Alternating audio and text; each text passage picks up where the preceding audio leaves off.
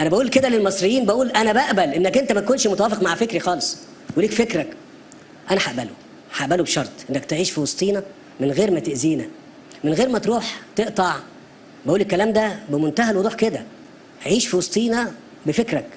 إن أعجبك الفيديو لا تنسى الإعجاب والاشتراك في القناة. ضريبة على اللي دقنه طويلة جدا، وخد غرامة من الديوك ازاي بدون تصريح بتبدأ. افرض ضريبة على اللي ميت من المرض لأنه مش لاقي الدواء، وخد ضريبة من اللي ماشي وهو ساكت ما هو ماشي يتنفس هوا. افرض ضريبة على السعادة سميها تمن الانبساط، وخد إتاوة من اللي نايمين على البلاط. افرض ضريبة على الفقير لو كان بيتمنى انه يمشي جنب قصر، وافرض ضريبة على اللي ينطق اسم مصر. افرض ضريبة على النجوم علشان بتطلع في السماء، وافرض ضريبة على العيون مش برضو احسن من العمى. كلمات كتبها شاعر مصري من كام سنه كده وكلنا تقريبا عارفينه، ومش عايز اذكر اسمه عشان المجرمين ما يفتكروهوش، بس ما كانش يعرف ان كلماته الساخره دي هيجي لها يوم وتبقى واقع مرير، وهقول لكم ليه بعد شويه. طبعا المصريين ما زالوا بيعانوا في ربوع الدنيا من ازمه قطع الكهرباء، مع سكوت اعلام المجاري اللي كان عامل مناحه ايام الدكتور مرسي. الحلقه اللي فاتت عرضت لكم الفيديو ده لمرضعه ابن التاريخ ما زال شاهد ومحفوظ وموجود، والناس بقت محاصراها بالفيديو بتاعها وبتقول لها انت قلتي كده ايام مرسي، ليه بلع لسانك دلوقتي وساكته ومش بتقولي نفس الكلام على العسكر يا مدام مرضعه ابليس؟ فكان الرد اللذيذ التالي كده بكل بساطه: احنا مش بنبص على المشكله اللي هي قطع الكهرباء حضرتك، احنا بنبص على مين اللي عمل المشكله. لو صاحبي وحبيبي وكفاءه يبقى اتس اوكي يا مان، وازمه وتعدي ونشيل بعضينا، انما لو حد مش بيدفع وصاحب القناه بقى متخانق معاه يبقى مش قد الشيله. ما تشيلش يا بابا، ما تشيلش يا حبيبي، بسيطه خالص اهي، مش محتاجه حاجه يعني. يا مولانا الناس بتموت من الحر وانت قاعد تتخانق مع لميس الحديدي، فليقل خيرا او ليصمت يا بابا. ما تشوف لنا حل بدل ما انت عمال ور ورا بعضه كده. يا عم الناس ما انا جبت لك كلام الراجل الطيب ده الحلقه اللي فاتت لما قال اللي عنده 10 لمض يطفي 3، واللي عنده تكييفين يطفي 1، وكفرت بيه انت وابنك وقلت لي شويه فشله ومش عارفين يديروا الدوله. فاكر انت ولا مش فاكر؟ ايوه فاكرين يا عبوده، بس احنا بنتكلم في دلوقتي. ايه الحل دلوقتي يا عم؟ مش من 10 سنين فاتوا. طب يا شاء السميع العليم يا عصام ان بعد ال10 سنين دول تدور الدائره، ويطلعوا اللي انقلبوا عليه وحبسوه وقتلوه عشان فاشل يطلعوا يقولوا نفس الكلام هو وبيستخدموا نفس مصطلحاته وحلوله، اقسم بالله هي بدون اي تبديل، ولكنهم ناسين ان هم زرعوا الانانيه وحب الذات في نفوس المصريين قبل ما يطلبوا منهم ان هم يضحوا عشان خاطر مصر. محدش خلاص بقى بياكل من الهري بتاع تحيا مصر ونستحمل عشانها وناكل من جوعنا ونشرب من عطاء. واكله معاك ولا النادي على محمد؟ محمد عبد السميع. طب وانت يا عصام الكلمتين دول اكلوك وشربوك وجابوا لك شويه هوا في اليوم اللي ما يعلم بيه الا ربنا؟ والله يا عبوده الواحد كاتم في قلبه وساكت يا عم، مش احتراما ولكن عشان المخبرين اللي بقوا مرشقين في كل حته. عارف انت عصام ايه ونيله ايه بس يا عم الناس؟ مبسوط انك بتزرع فيه الخوف وقله القيمه وقله الكرامه؟ طيب ايوه مبسوط يا مولانا، مبسوط انه قدام عيني وسايف ومطمن عليك. فين اخواتك انت دلوقتي قول لي، وهم مالهمش ذنب في اللي انت بتقوله غير انهم رهاين ومحدش يعرف امتى هيشوفوا الاسفلت تاني. عاوز نعمل زيك واضحي بيه عشان صعب اناني نايم في الفتة وكل اللي يهمه المصالح بتاعته بس. ده انت وريتهم الدم بعينيهم والبيوت اللي خربت ولا حد اتحرك ولا عمل حاجة. عاوزناني اضحي بالواد اللي حيلتي عشان كلمة حق وهم قاعدين وسط عيالهم يتفرجوا ويمصمصوا لي في سفايفهم؟ لا يا مولانا طالما كله خايفة على مصالحها وعيالها يبقى أنا كمان لازم أخاف يا أخويا وتخرب ما تعمل. ايوه تخرب ما تعمل، هو ده اللي احنا وصلنا له يا عم الناس، ولازم نبقى صريحين شويتين. فما تقوليش بقى تحيا مصر ونبني بلدنا والدراما الرخيصه. احترمك لما تقولي انك اناني وبتدور على مصلحتك انت ومصلحه عيالك، وده مش عيب على فكره. هو ربنا سبحانه وتعالى خلق الدنيا دي على ميزان، عاوز عزه وكرامه وراس مرفوعه هتاخد قصادها عيش وحريه وعداله اجتماعيه، ولو وطيت ورضيت بالدنيه هتاخد قصادها ذل واهانه وخوف من اي قطه. من يوم ما جه مبارك من سنة 82 لحد ما مات مبارك وهو بيتقال نفس التعريف بالظبط، نفسه بالملي. ده أنا لو دخلت لك على جرايد مصر من سنة 82 لحد 2011 يعني لحد 2010 نفسه بالملي. يا ترى بعد مبارك مين؟ سبت فراغ كبير يا مبارك. تعال أوري لك مقالين كده بس عشان تعرف إن ده كان بيتقال من أيام مبارك. خش كده يا بيه. ده أسامة الغزالي حرب في الإسكندرية في 2005. أخشى فراغ سياسي بغياب مبارك يستغله الإخوان في 2005. هذا المقال كتبه الدكتور أسامة الغزالي حرب في 2005. اللي بعده يا بيه حسن يوسف، الفنان الكبير حسن يوسف. لو ولي عليكم حبشي فأطيعوه، لذلك أطيع مبارك، ولا مانع أن يرشح ابنه جمال نفسه للرئاسة فأنا معجب به. كل ده في 2005 يا حضرات. ده في دورة مبارك 2005، نفس القصة بالظبط. اللي هو استقرار، اللي هو مين اللي هيمسك مكان مبارك. مبارك لو مشي هنعمل ايه؟ ده اللي كاتبه أسامة الغزالي حرب في 2005. خش يا بيه دور على الجرايد دي، ده تاريخ مصر يا حضرات، هو نفس الكلام ما بيتغيرش، نفس التعريضة بالظبط. وهيطلع برضو ناس يقول لك معلش هنجيب واحد يسرق تاني، خلاص ده سرق وشبع، نفس الكلام. المهم يقنعوك بحاجة مهمة جدا. ايه مهمة الناس دي؟ مهمة الناس دي اللي هم اتشرت ولاءاتهم، ما انا قلت لك الديكتاتور، اي ديكتاتور بيعتمد على دراعين، له دراعين. دراع القمع لاي معارض او واحد دمه تقيل، علشان يبقى الراجل ضامن بقائه في السلطة. عشان كده بيبني أجهزة أمنية بفلوس كتيرة جدا عشان تقمع أي حد. الدراع الثانية شراء الولاءات وتوزيع النعم بقى على الناس التانية. الناس دي تفضل تهلل الزعيم. بس عايز أقول لك على معلومة بسيطة كده. الزعيم في اليغمة دي بقى مش مطمن، لأنه مش واصل له مين فعلا بيحبه ومين بيكرهه.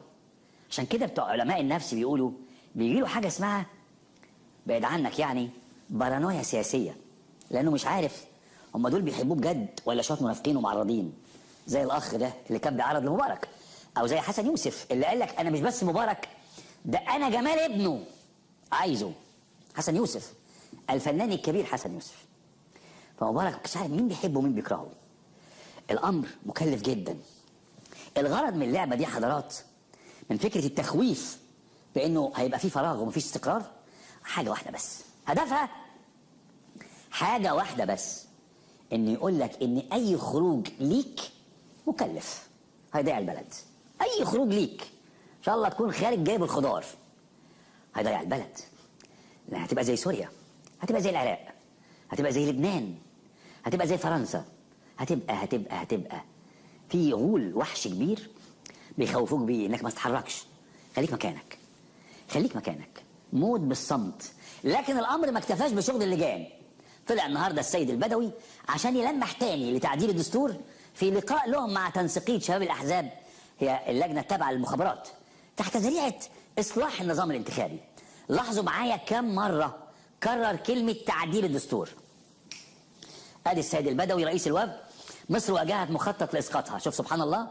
والسيسي قرأ المشهد مبكرا، شوف التعريض، وقال وكان ضروري تعويض إلغاء نسبة التمثيل في البرلمان ولكنه غير مانع، فتعريف العام الفلاح. وقعد بقى يتكلم على تعديل الدستور وعايزين نعدل الدستور. ادي تعديل الدستور، اطلع كمان، ادي واحده، كمل يا بيه، ادي اتنين، كمل يا بيه. لانك لو انت اناني فربنا هيبتليك باناني برضه، ومن امثالكم برضه يولع عليكم، والفرق في السرعات بقى. عندك مثلا الاناني اللي ربنا ابتلاك بيه، واللي كان بيلبس من التوحيد والنور التيشيرت المخطط ابو 20 جنيه، تبارك الله بقى ملون وبنك قدام عينك اهو، بيلبس افخم الماركات. مراته كمان سابت طرح وعبايات المسكي وبقى عندها مصممات تبارك الله. اي نعم ذوقها جايب على ستاير وبلتكنات شويتين، بس بقى عندها ستاير، بقى عندها مصممات وخلاص. وبنته اتحولت من قطاع القماش اللي بالمتر وبنفاصل فيه الى الماظ ومجوهرات المليارديرات. واخته اي نعم لسه مصممه على الياقه الكبيره اللي في الصورتين، بس برضه حضرتك لازم هتلاحظ كنا فين وبقينا فين. انت بقى فين ابنك وبنتك واختك ومراتك، وفين جيبك يا عم الحاج؟ قول النهارده طلعوا معزهم هم يعترفوا ان هم فشل، وبيقول لك اي نعم عندنا ازمه واسعار غاليه وعندنا مشاكل، انما عندنا امن وامان. وما قالوش كده من فراغ او جدعنه منهم يعني، انما عشان بقى واضح خلاص وصراخ الناس بقى اعلى من اصواتهم، فبيهديك يعني وبيقول لك اننا حاسين بيك وكده. بس يعني ما تنساش برضه اننا حاسين بيك اي نعم، بس عاملين لك امن وامان. اوعى تنسى. فاكر من 9 سنين لما قال لك اصبروا عليا 6 شهور؟ فاكر 6 شهور عم الناس ولا مش فاكرها؟ لا انت اللي فهمت غلط يا عبودي. ده كانت خالته حامل وبيقول اصبروا لحد ما تولد بعد 6 شهور. الواد كان ابن 6. طيب لما هي ولدت ليه قال اصبروا عليا 2 وهتشوفوا العجب العجاب؟ كان يقصد بيها ايه؟ ما لما ال6 شهور كانوا ولاده يبقى ال2 فتره رضاعه طبيعيه عبوده، والطفل كبر دلوقتي وبقى زي الفل. السنتين ما لهمش اي علاقه بالبلد. عبوده انت اللي فهمت غلط، قول لنا بقى ايه الحل يا عبوده في الحوار ده؟ الحل يا حبيبي في نفس الاقتراحات الغبيه بتاعتهم. نقفل المحلات بدري عشان نوفر الكهرباء، الدخل بتاعهم يقل ويزودوا الاسعار على الناس علشان يعوضوا ايجارات المحلات، ونضيق على الناس معيشتها اكتر ما هي ضيقه، نطفي اضواء الشوارع علشان نوفر اضاءه، فالحوادث تزيد والناس تتعطل ويبقى ما عملناش اي حاجه. فلما نكتشف نروح نلغي تلك القرارات من اول وجديد، فالكهرباء ترجع تتقطع تاني عشان الاحمال زادت تاني، ونرجع ندور على حلول تاني، فنقفل تاني المحلات ونطفي اضاءه الشوارع فالناس تصوت، فنرجع ندور على حلول تاني، وهكذا وهكذا وهكذا. طيب وايه اللي هيستفادوا يا مولاني لما ده اصلا في الاساس ما هو حل بيعمل كده؟ لا حرق وقت يا عم الناس، حرق وقت وبنملى مع المزيكا، حاجه كده زي المؤتمر الاقتصادي اللي المفروض ان هو خلانا من كام سنه اغنى من امريكا وبريطانيا وفرنسا مجتمعين، او حتى قناه السويس الجديده اللي المفروض ان هي كانت عدتنا خلاص من الفقر، وداخلين اهو على عيد ميلادها الثامن الاسبوع الجاي ولسه حتى ما دفعناش ربع تكلفه حفرها. تحب اخش اجيب لك دستة البيجامات بتاعه المشاريع اللي احنا كنا يا مولانا انت بتقلب في القديم ليه دلوقتي؟ ما عندكش جديد؟ قول ما عنديش جديد واحنا هنتفرج برضك ونقف معاك ونعمل لك مشاهدات عادي يعني. لا يا عصومه عندي والله، بس بحب اربط الاحداث ببعضها واستدعي الذاكره اللي ماتت مع القلوب يا حبيبي. افرض ضريبه على النجوم علشان بتطلع في السماء. قصيده الشاعر اللي قلتها لكم من 8 دقايق فاكرين؟ المصريين بقى لما لقوا الكهرباء بتاعه الدوله رايحه في داهيه ومفيش امل فيها، ففكروا في الالواح الشمسيه دي اللي بتولد كهرباء من الشمس بتاعه ربنا، فقالوا للدوله بس كده انت شكرا قوي لحد كده، واحنا بقى هنستورد الالواح دي من بره ونركبها فوق السطوح بتاعنا وناخد منها الكهرباء بتاعتنا اللي هتولدها من الشمس بتاعه الله سبحانه وتعالى، ومش عاوزين منك حاجه. راحوا العسكر قالوا لهم السلام عليكم، ايه انتوا مش فاكريننا ولا ايه؟ فالمصريين قالوا لهم ايوه طبعا فاكرينكم ولسه سايبينها لكم بغازها وبترولها، خير عاوزين قالوا لهم ايه بقى الالواح الجميله دي هتعملوا بيها ايه ان شاء الله؟ المصريين قالوا لهم فضلة خيركم دي الواح طاقه شمسيه احنا مستوردينها من بره. العسكر قالوا لهم طب وينفع تعدي على بابا كده من غير ما ناكل منها لقمه عيش برضه؟ افرض ضرايب يا ابني على الالواح دي، وقفها لي في الجمارك لحد ما يبلها اصحابه. ومش بس كده، ده احنا كمان هنحط 6 شروط تروحوا تاخدوا فيهم الموافقه من عند مدام عفاف في الدور الرابع، فاكرينها؟ وانتوا بقى عارفين مدام عفاف وشقاوتها، فالناس قالوا لهم ده كده تكلفه استيرادها هتزيد واحنا مش حمل الكلام ده. فالعسكر قالوا لهم طب ما تشتروا بقى مننا، اصل احنا لقينا السبوبه حلوه فعملنا مصنع الطاقه المتجدده التابع للهيئه العربيه. كمان تصريحات اشد عن ديون كارثيه وبلد هتبيع اصولها، وفشل كبير جدا تخين قوي، ساقط استثمار، اعترافات يا بيه. بص اعترافات ندوه الغرفه التجاريه 4/10 هو تقييم مناخ الاستثمار في مصر بحسب دكتور حسين عيسى نائب رئيس الوزراء للشؤون الاقتصاديه. 2/10 كان تقدير علاء السبع الراجل رجل الاعمال، وضع الدين العام لمصر الخارجي والداخلي مأساوي يلتهم 60% من ايرادات الدوله. صندوق النقد يضغط على مصر لتنفيذ برنامج الطروحات وعلى راسها البنوك والشركات. الاتجاه لتحديث وثيقه سياسه ملكيه الدوله بيع الاصول، الاتجاه للتخلي عن الدعم العيني 26، اتجاه لرفع اسعار الوقود مره ثانيه من اول يوليو اللي جاي. بحث الدخل والانفاق لتحديد نسبه الفقر، المواطن هو من يدفع وحده فاتوره الصح الاقتصادي. اذا انت ساقط اقتصاد، وده اللي خلى مذيعه العربيه بيزنس تقول ان دي تصريحات صادمه، وعلق عليها حسام بهجت بسخريه باعتبارها تحريض ضد الدوله. فهي اللي قالت مش انا، قالت وضع كارثي. اسمع حسام بهجت بقى لما علق على كلام حسام عيسى قال ايه؟ الاخ حسام بهجت قال حسن عيسى نائب رئيس مجلس الوزراء في ندوه الغرفه التجاريه بمصر ووصف عيسى الدين بانه ماساوي، خاصه ان مدفوعات خدمه الدين تلتهم حاليا نحو 60% من اجمالي الايرادات العامه للدوله، لافتا ان احد اهم اسباب تراكم الدين هو تمويل المشروعات القوميه، لذا من الضروري اداره هذه المشروعات بكفاءه عاليه حتى نتمكن من توجيه جزء من عوائدها لسداد الديون. تخيل، محتاجين الاخ تحت محتاجين دعوه نشر اخبار كاذبه تضر بالوضع الاقتصادي. ده حد تحت بيعلق عند حسام بهجت.